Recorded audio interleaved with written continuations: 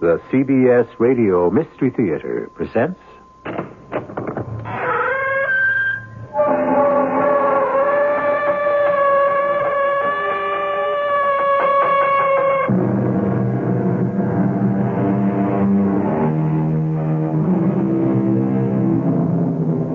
Come in. Welcome. I'm E.G. Marshall. The eye sees much more than the heart sometimes cares to feel. Haven't we all gone into situations which involved some degree of ethical compromise? We harden our minds and disengage our consciences, and such can be our facility for deception that we succeed in fooling everyone. But the eyes are like a camera. They know what they have seen. I'll be coming for you in a few hours, Larry. To take me to the gas chamber. I'm innocent. I believe you. And as your lawyer, I did my best. If only I could get my hands on the man who framed me. There's nothing more you can do. I think there is. Larry, in 4 hours, you're going to be dead. What can you do then? What if not all of me dies?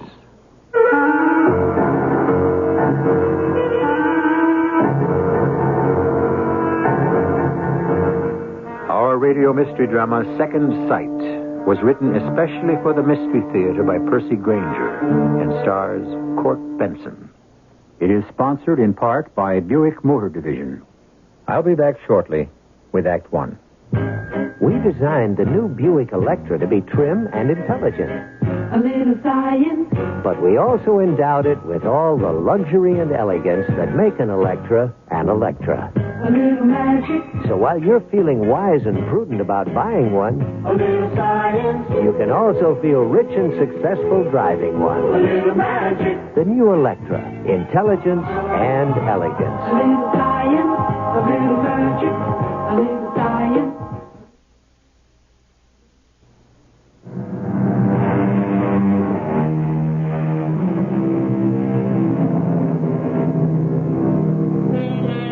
Crime does not pay is a statement many of us have come to wonder about.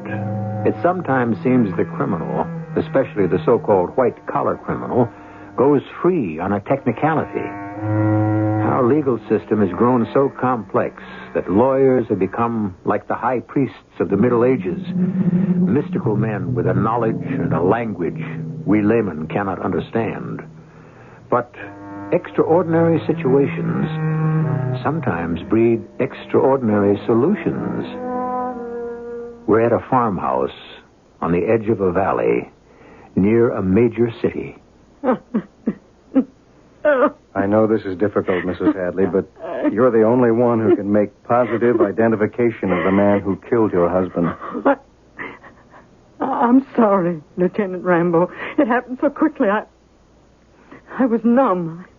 I didn't feel a thing. Jason was on the porch, lying at my feet. I didn't even have to look down. I could feel his death rising to my face like a cold wind. And I just stood there. And now I know. It sometimes takes a while for the shock to wear off. That's when the grief hits the hardest. Oh, now, you said, Lieutenant, you said you had some questions to ask me. Well, we've picked up a suspect. The evidence is virtually conclusive. Oh, this is his picture. Yes. Do you recognize him? It all happened so fast, and it was dark. We'd just finished dinner. There was a knock at the door. I was doing the dishes, so Jason said he'd answer it. A few moments later, I heard what sounded like an argument. Jason was raising his voice, which he almost never does. I went to see what the trouble was, and that's when I heard the shot. When I reached the door, Jason was lying there, and a man was running off into the dark. So you saw only his back? No, he looked over his shoulder for a brief instant. And this picture, is this the man? I don't know. I'd hate to be responsible for sending an innocent man to jail for the rest of his life. If he's convicted, he won't get life, Mrs. Hadley. You mean he'd be executed? That's right.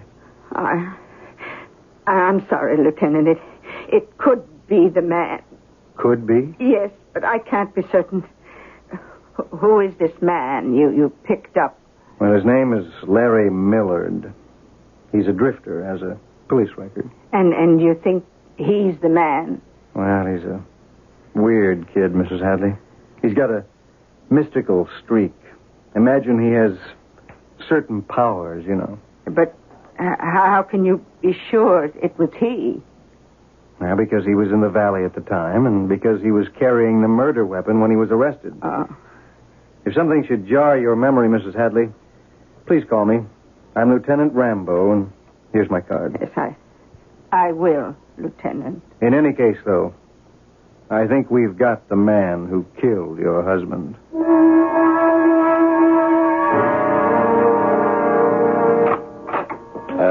Glenn? Hadn't the call come through from the courthouse? Not yet, Tip. Well, the jury convicted him, didn't they? And give him the death penalty? So what's the point of dragging it out like this? Relax. Now, how can I relax? Now, Larry Millard is the one guy who can identify you as the real murderer. Tip, we've got nothing to worry about. Oh, boy, I thought you'd really blown everything when you shot that farmer. Well, I was having one of those headaches. By the way, have you closed the deal with his widow yet? Yeah. It couldn't have worked out better. Now, she just wants to sell and move away. Bad memories, huh? Mm-hmm. We own it all now, buddy. Every piece of property surrounding the valley. And when the federal government announced publicly its plan to build the reservoir, the value of that land is going to skyrocket. Yeah. What used to be second-rate farmland will suddenly become premium shoreline on the largest man-made lake in the state. Mm-hmm. We paid an awful lot of bribe money to get that advance information. Like I always say, Tip, if you want the water to flow, you've got to prime the pump. Oh. Hey, there it is. Yeah. Hello? Yeah, this is Glenn Claxton. What's the word? Good. Terrific. Thanks. Millard's appeal was denied. He goes to the gas chamber next week. It's a good thing you had the presence of mind to pick him up that night and slip him the murder weapon. Let's have that drink. Yeah. Hey, what's the matter? It's just my eyes. They're blurring again. And that headache's coming back. Will you do your wife and me a favor and go to a doctor, huh? Yeah, sure. No, I mean it now. Judith and I are very worried about you. Yeah, all right. I'll make an appointment this afternoon. The last hurdle's been cleared. Nothing stands between us and the biggest real estate profit in the state's history.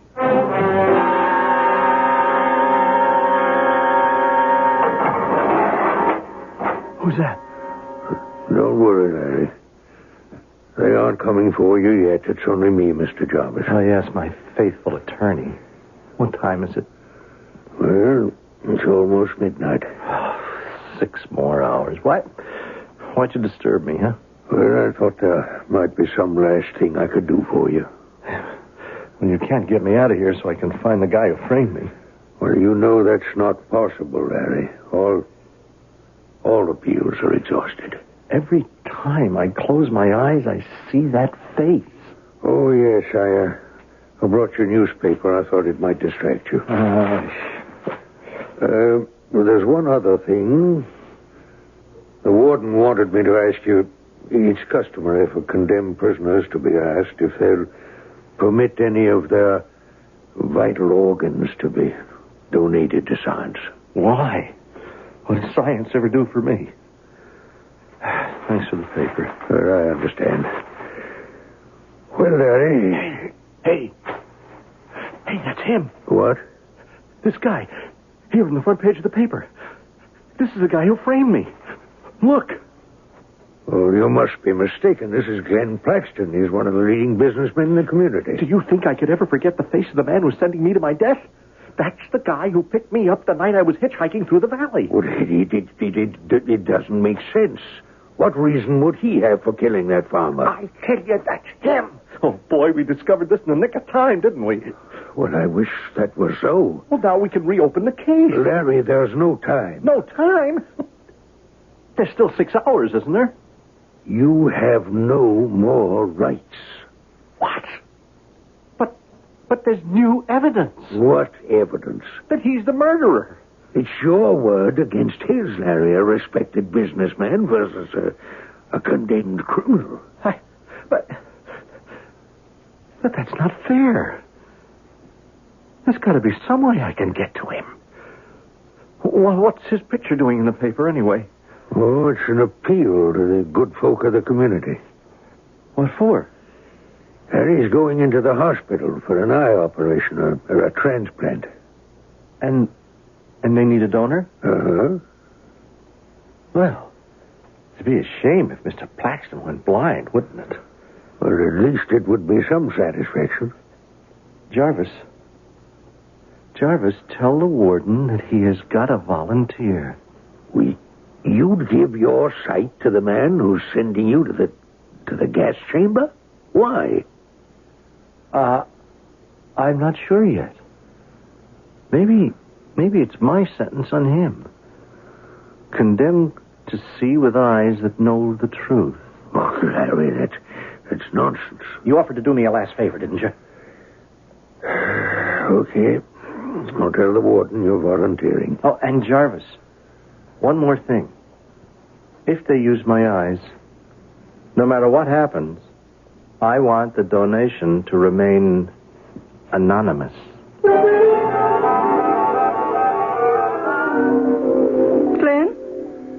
Glenn, are you still conscious? Who's that? Oh, Judith. Hi, honey. Oh, I just came by to wish you good luck. Why didn't you come earlier? Before they doped me up. Oh, I'm sorry. I was busy shopping. I got here as quickly as I could. Is Tip with you? Oh, he's around somewhere, I guess. I think he stopped to talk to the surgeon. Oh, here they are now. Hello, Mrs. Plaxton. Doctor? Mr. Plaxton, the orderlies here are taking you down to surgery now. Good luck, old buddy. Thanks, Tip. Judith, will you wait here for me? Please? Of course, dear. Dr. Soames, is he going to be all right? As I was telling Mr. Foster here, the extent of the decay in your husband's sight makes this a difficult operation, but you will be happy to know that we have found an excellent donor. Oh, who? He's asked to remain anonymous, but he was examined carefully, and I can assure you his eyesight was 20/20.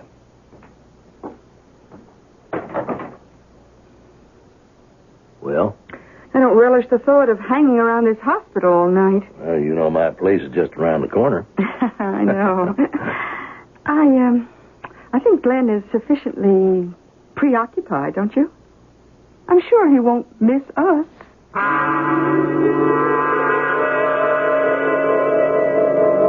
Are you sure that Glenn doesn't suspect anything about us? Relax, darling. I know Glenn's priorities. He's not going to do or say anything that might jeopardize your partnership. You mean he knows and he doesn't care? Financial success is far more important to him than domestic integrity. Hello. Yeah, this is Tip Foster. Who is it? The hospital. Yes, doctor. Good. Terrific. Oh. Well, how long will that take? I see. Yeah, Mrs. Plaxton?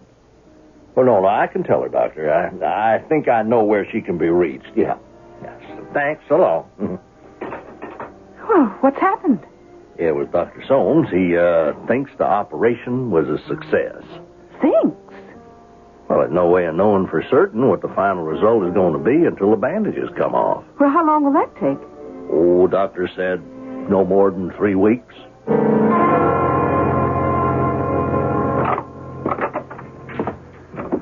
Hello, Mr. Foster.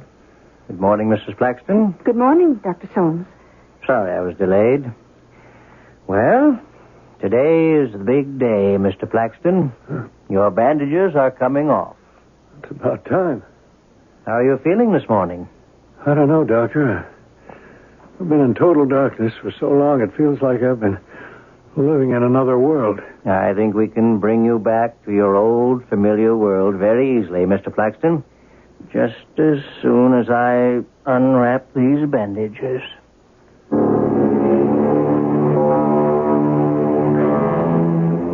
What will be the effect of Larry Miller's ironic gift to the man who sent him to his death? The eyes, after all, are the windows of the soul. And through them, not only do we see out upon the world may also see in. I'll return in a moment with Act 2.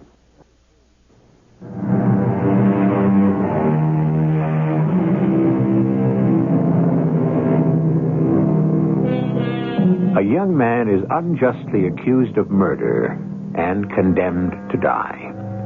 Then, on the eve of his execution, he sees a most extraordinary chance for revenge and seizes upon it. But will it prove to be revenge or charity?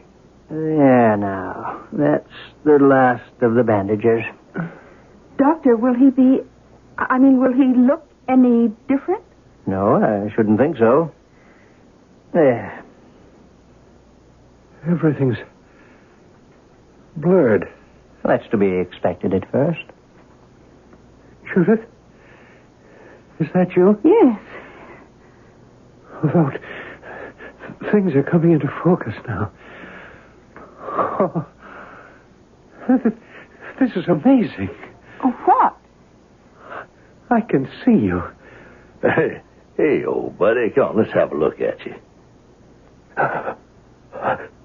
What's the matter? You... Tip, what is it? Well, I don't know.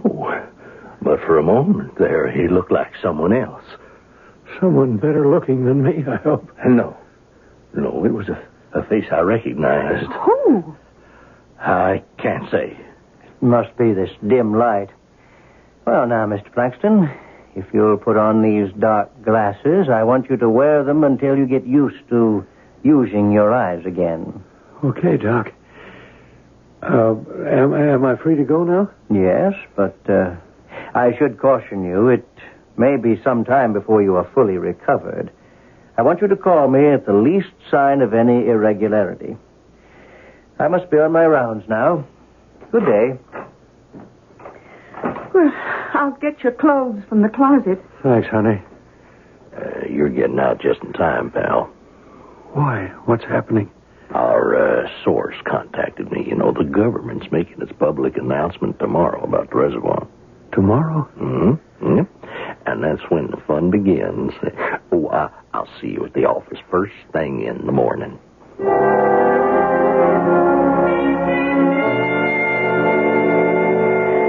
Well, good morning, Glenn. Did you sleep well? A lot better than at the hospital.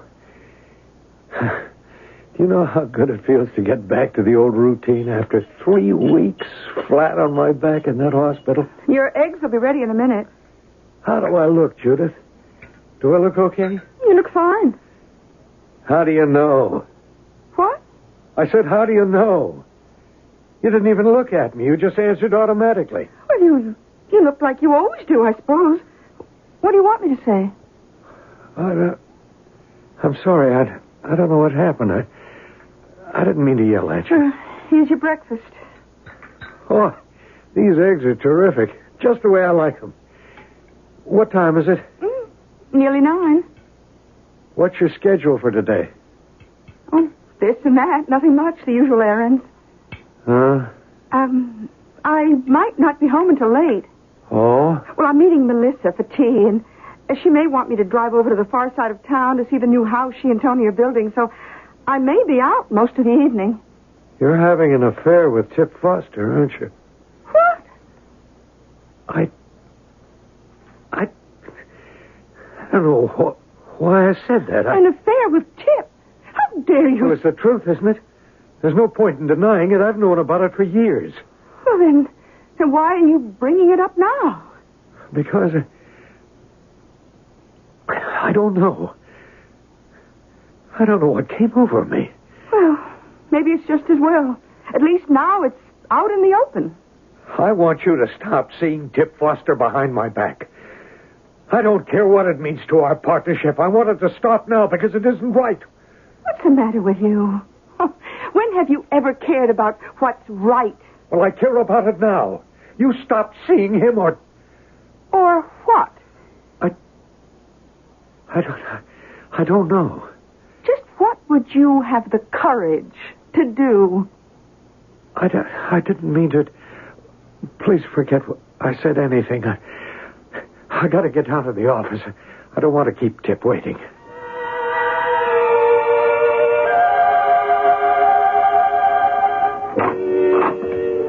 Well, good morning, Glenn. Morning, Tip. You, seen the papers today, old buddy? No, I didn't. Well, then you feast your eyes on this. Here it is in black and white. Federal government announces multi-billion-dollar reservoir recreation project. Tip, do I look different to you? What? I feel very strange. Well, you look okay to me. Yeah, it is probably those 3 weeks in the hospital. I'm getting these flashes, and my eyes burn. Now, you've just been laid up. Now, you're just getting your equilibrium back. Yeah, I guess. Forget it. We've got a long day ahead of us. Well, the first thing we got to do is complete the paperwork on the dummy corporations we set up. Now, if anyone decides to check and is able to trace all those land purchases back to us, well, could raise some very uncomfortable questions. Yeah. Like, why did we bribe that government official? Yeah. So I thought that... Or aren't I guilty of Jason Hadley's death and Larry Millard's death, too? Yeah. Glenn, are you all right? The dummy corporations. If you file the papers, I'll open the various accounts we'll need from which to make the necessary interest payments on our loans. We'll have to negotiate a quick sale or two right away to get some operating capital. But, of course, the right thing to do would be to sell the land back to the people we conned, and at the same price we paid. Whoa, what was that last statement? What we did was wrong. So what? Hey, who did they have you sharing a room with in that hospital? A priest? We bought the land at rock-bottom prices from poor farmers because we had illegally obtained advance information. Don't you see? That's not fair. Don't you see? What is happening to you, Glenn? Get away from me. What's the matter? The look in your eyes. It's the same look I saw yesterday in the hospital. What look? I don't know. I only know I've seen it somewhere before.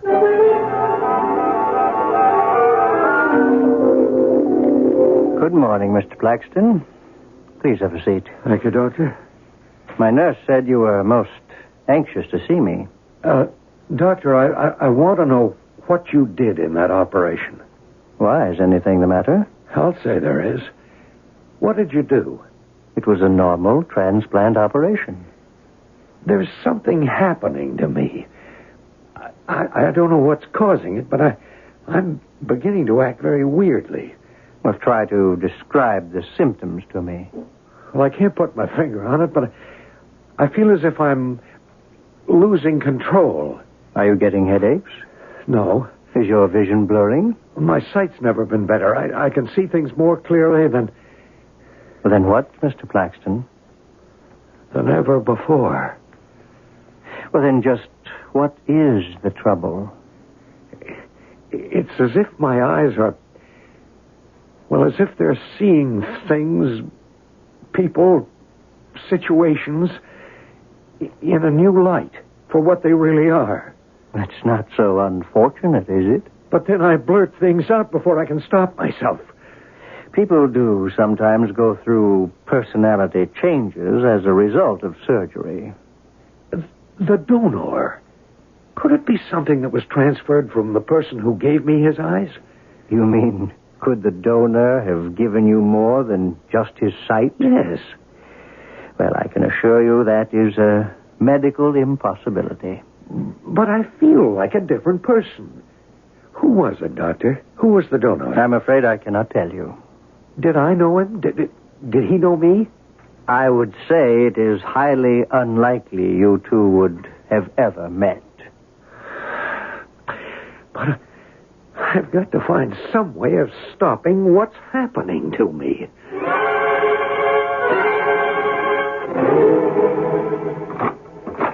Tip, Judith, what are you doing here at the office? look, I have to speak to you. Is Glenn around? No. Well, it doesn't matter. Tip, he knows about us. You know, he was acting very strange when he came to the office this morning, too. What happened? Did he say something about us? No, but he wanted to sell back some land we'd bought at no profit. Now, I don't like this, Judith. Now, we're on the verge of making a good deal of money, and the way he's acting could ruin it all. What you're involved in, is it illegal? No, of course not, honey. Now, there's no time to explain now. We have got to find Glenn before he ruins everything.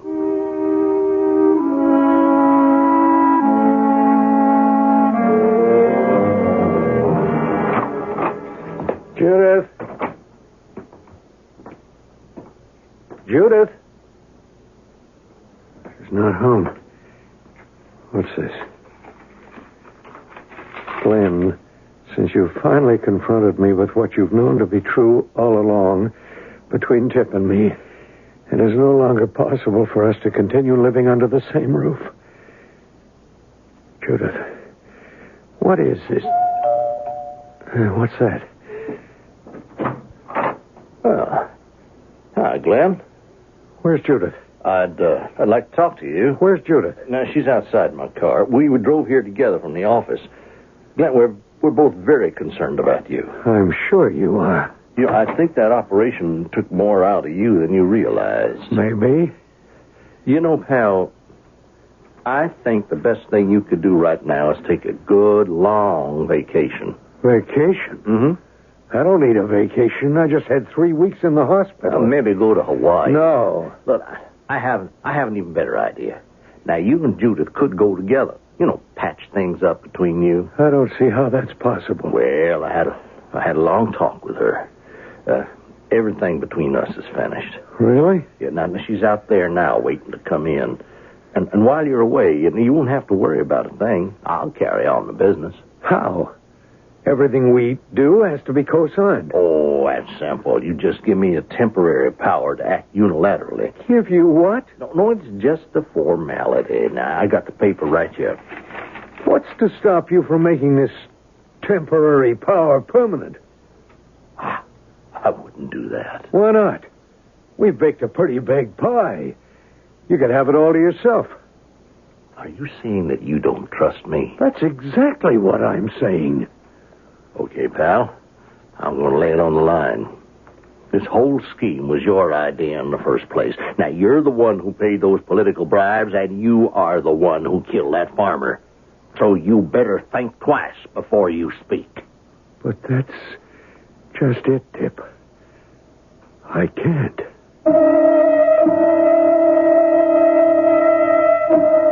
We tend not to like people who won't go along with the little and sometimes not so little deceptions with which we surround our lives. But what if the moralist himself has feet of clay? What if he is guilty of nothing less than murder? And what if his compulsion for truth is actually a bizarre form of revenge? How far will it go? Will the punishment fit the crime? Will it be an eye for an eye? I'll return shortly with Act 3. The 1978 Century, a Buick like you've never seen before. A little science. The fastback design is pure function. But the execution is pure Buick. A a little magic, It's trimmer than last year's, easy to park, fun to drive. a little science, Yet incredibly, there's more head and leg room a inside. little magic, The new Buick Century. Will wonders never cease? a little science, a little magic, a little science, a little...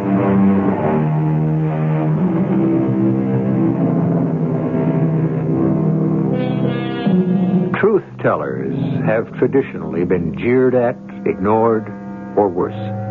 One of the most famous was Cassandra, the daughter of Priam, the king of Troy. She spurned the attentions of Apollo, and in retaliation, he put truth on her tongue and disbelief in the ears of those around her. Her predictions of ruin and defeat met with scorn until it was too late. The central character in our present story has also been condemned to speak the truth. But there is one difference. The truth that Cassandra spoke could have saved her city. The truth Glenn Plaxton knows could very well destroy him. Did you have any luck with him, Tip? Oh, none. Judith, I thought I was getting somewhere, and suddenly he went off again. Hey, you're perspiring. Yeah, I know. Where are we going? Anywhere, so long as we get away from this house. Now, he got that same look in his eyes as before. His whole appearance changes. Now, his gaze becomes so penetrating, it seems to take on a life of its own. It's like another force was animating his body. If you ask me, I think he's just gone crazy. Oh, he is putting me in a very dangerous position. What do you mean? Tip, you wouldn't do... I don't know. Now, all men are the same when their backs are to the wall. Look, we stand to make millions, but I can't move an inch without his cooperation. Hey, I just got an idea. You gave it to me. I did? When you said you thought he was going crazy. Oh, well, that was just a figure of speech. Judith, I want you to have Glenn committed. What? Don't you see that's the only way to nullify our partnership and give me the power to act on my own? Now, a wife can have a husband committed on her word alone. It's simple. You ask me to have my husband committed to a sanitarium, and you won't tell me what's going on? There's a look in your eye I don't like. Or maybe I should say there's a look that's left your eye. Our relationship was never especially dignified, but I thought at least there was a semblance of love. Stop the car. Now, Judith. Judith, wait. Stop it. All right, then. All right, go on, get out. Now, I don't need you or Glenn, but you tell him I'm keeping my eye on him, and any flaky move he makes, I am going to be right there.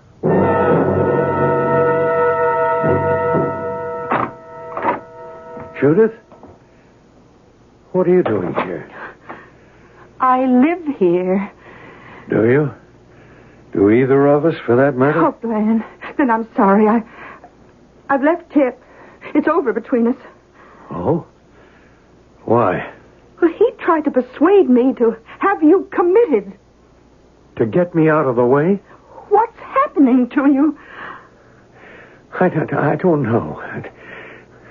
I can't tell. I lose control of myself. Well, you and Tip are involved in something illegal, aren't you? Please don't ask me, Judith. I can't tell you. You can't lie anymore? What is it you've done? I killed a man. I killed two men. Who? Who did you kill? You remember that farmer who was murdered in the valley? Jason Hadley? Yes. Well, they executed a young man for his death. A boy named Larry Millard. But Millard didn't kill Hadley. I did. You?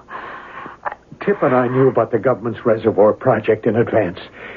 We'd been buying up the property that'll eventually be the shoreline of the lake. Do you know how much that'll be worth? The resorts, the beaches, the marinas. But Jason Hadley was stubborn, and I lost my temper. And you let an innocent man take the blame. I was just trying to get away from that farmhouse as fast as I could. I wasn't thinking. I saw Millard hitchhiking. I picked him up and slipped the gun into his pocket. Oh, so the story he told the court was true. What are you going to do, Judith? Are you going to go to the police? No, No, that's up to you. I'm not turning myself in. I just want to be rid of this affliction. I feel like I'm being pursued by the Furies, howling for revenge, and I've got no place to go. Glenn, look. Across the street. That's Tip's car. Hmm? What did he come back for? He told me that as long as you were acting strangely, he wasn't going to let you out of his sight. Do you think he'll try to kill me? I don't think he'd hesitate to do whatever is necessary to protect himself and that scheme of yours. Yes. Maybe I should go to the police. What for? Protection. How? Well, if I filed a complaint saying that Tip's been threatening me, then if he tried anything, they'd know where to point the finger. What if he reveals that you murdered Jason Hadley? He can't. There weren't any witnesses. Hadley's wife didn't get a clear look at me. Oh. The only person who could identify me was Larry Millard, and he was executed last month. I'm the only person who can convict me now, Judith. And I'm not licked yet.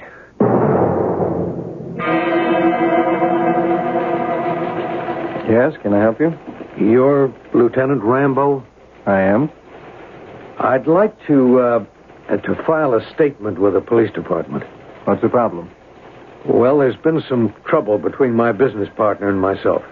You want to press charges? No, nothing's happened. I just want a complaint on file in case. I understand. He's threatening you, huh?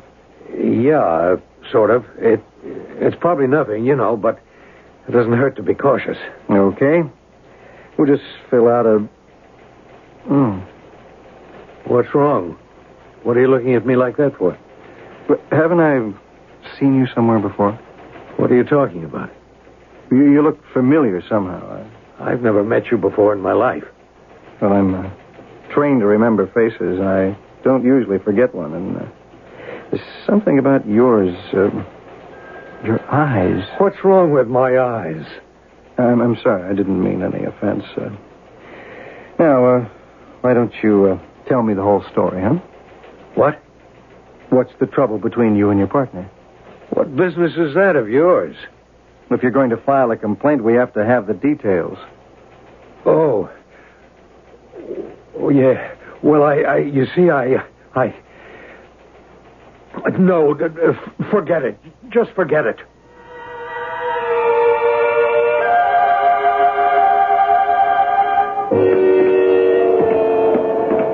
Glenn. Huh? What were you doing in there, Glenn? Nothing. I followed you down here to police headquarters. Now, you were in there long enough to dictate a full confession. Confession? It'd be in keeping with this newfound morality of yours now, wouldn't it? You think I'm crazy, Tip? You think I want to go to the gas chamber?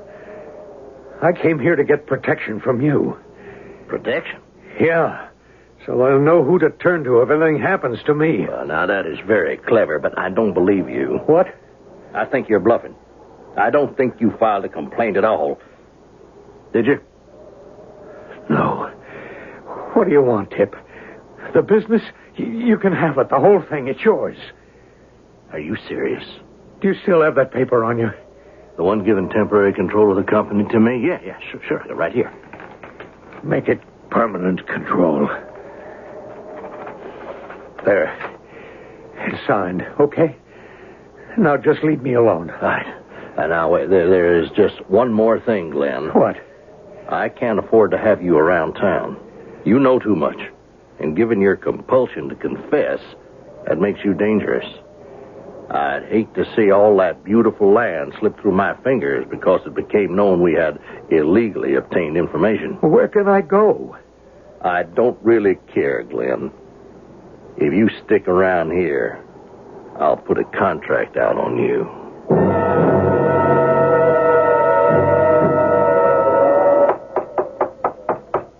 Just a minute. Who is it? Wonder if you have some water? I can't see you. The porch light's busted. You'll have to step inside. Thank you. Oh, you look half frozen to death. What on earth are you doing out on a night like this? My car broke down. If you just have a glass of water. Oh, well, come on through here into the kitchen.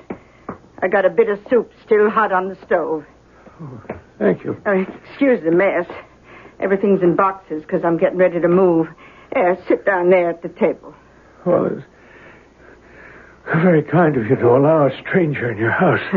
I'm probably foolish for not taking more precautions now that I'm alone here. Your husband? He's dead. Oh, I'm sorry to hear that. Oh, it's been over a year now.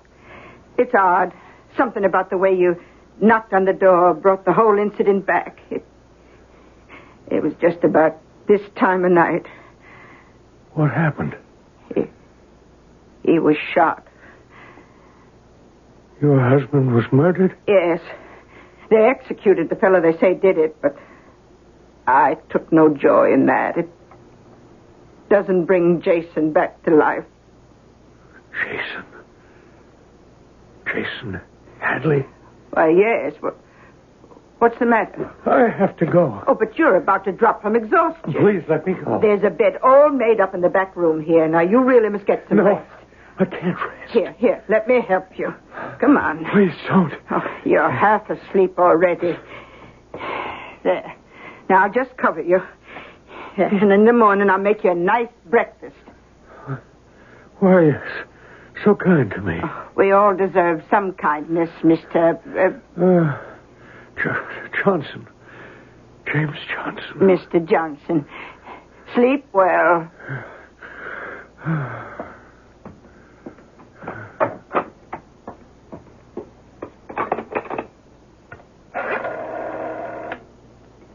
Operator, would you give me 555-2030? It's Clara Hadley, phoning Lieutenant David Rambo. It's fortunate that you called me when you did, Mrs. Hadley. I was just about to go off duty. I'm glad. You say there's a man asleep in that room, and you are certain he's your husband's murderer? Yes. If you're right, do you know what it means? We arrested, convicted, and executed an innocent man. I never did truly believe Larry Millard was the man who killed Jason. And yet you claim with this man you can make positive identification? Yes. How? It's his eyes, Lieutenant. I know that's the man.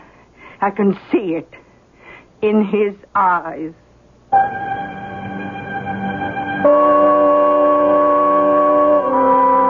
We have all heard the expression, going into a situation with one's eyes open. It means we proceed with no illusions. We're aware of the possible dangers to our souls as well as our own bodies.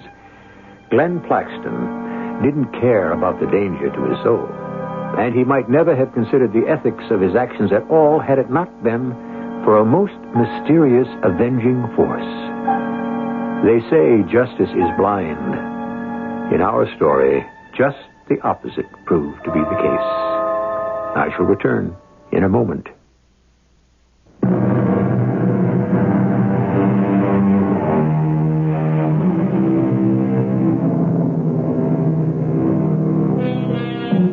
Flaws in character often reveal themselves in physical mannerisms. A hunch in the shoulders, a nervous tic, a look in the eyes. But why this is so is not always clear. In Glenn Plaxton's case, could we attribute his downfall to a force beyond our comprehension, or simply to an overriding sense of guilt? This is the kind of question we often leave you with on Mystery Theater. Our cast included Court Benson, Earl Hammond, Bryna Rayburn, and Bob Caliban. The entire production was under the direction of Hyman Brown. And now, a preview of our next tale. If the thing does turn up, you'll know I had nothing to do with it. What's on the other side? Just some wheat fields and quiet, rolling Wilshire country. Plus whatever else you might see. You're on your own. The moonlight was bright, of course, but with that soft brightness that leaves everything just a little uncertain in outline. It was as if Bryce had walked away into water. One minute I saw him, and the next he was gone, as the night swallowed him up. I walked on up toward the top of the hill with the corona of moonlight outlining it, and as I came over the top, I witnessed something which in all my dreams I never could have imagined. This is E.G. Marshall inviting you to return to our Mystery Theater for another adventure in the macabre. Until next time, pleasant dreams.